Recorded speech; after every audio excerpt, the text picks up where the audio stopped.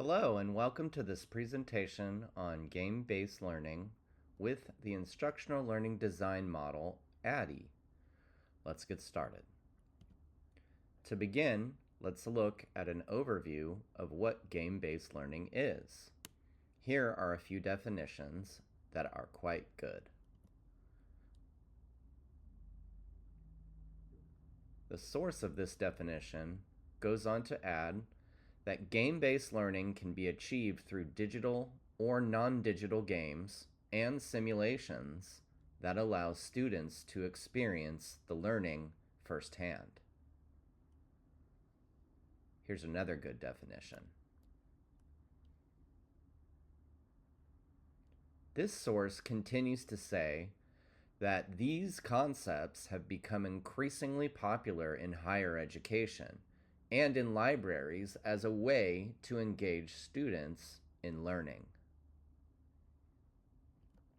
Now, things that I found out about being used in classrooms and workplace settings include online platforms like Classcraft, a program for students to earn rewards and points in class, Kahoot, to design quizzes and games for learning, and of course, programs like Duolingo and Minecraft, especially the Education Edition, as well as a large variety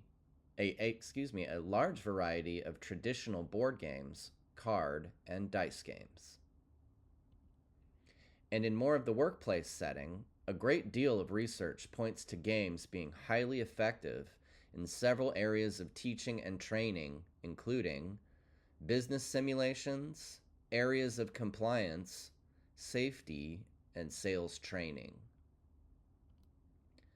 Companies like Pearson, Minecraft, Duolingo, and many more are using highly successful game-based learning approaches for their products. And the most popular platforms are coming out from big brands like Amazon, Google, IBM, Microsoft, OpenAI, just to name a few. And now let's learn about Addie. Here's an overview. Addie is a commonly used instructional design developed in 1975 by the Center of Educational Technology at Florida State University.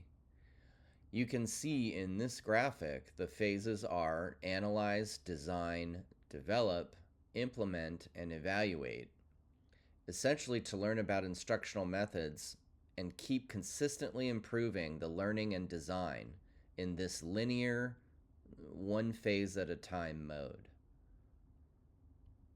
The Addie model was started and designed to be used for the U.S. Army for its military inter-service training. And then the goal was to use it for all of the branches of America's armed forces. This is a very comprehensive infographic of the Addie model that explains each individual phase of the five-phase model. Since the 70s, the model has changed and been revised, and it has evolved a bit. Take a look at this. Notice here how the evaluate phase has become the central item, and the other phases branch out both backwards and forwards to again keep improvements focused and optimal on learning through instruction of the complete system. The diagonal arrows also could and often do represent revisions. Here are some of the found advantages and some criticisms of Addie. Even though there are problems and criticisms with it, the future teachers and instructional designers will still make good use applying this model.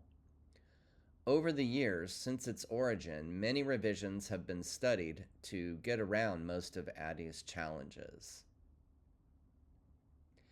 These are just a few quotes from successful applications of Addie in both game design and multimedia projects. The projects I was looking at seem to align that Addie is an informative process to be used in both gaming and learning. Here are some of the resources I used in making this presentation, and I hope you've enjoyed it. Thanks.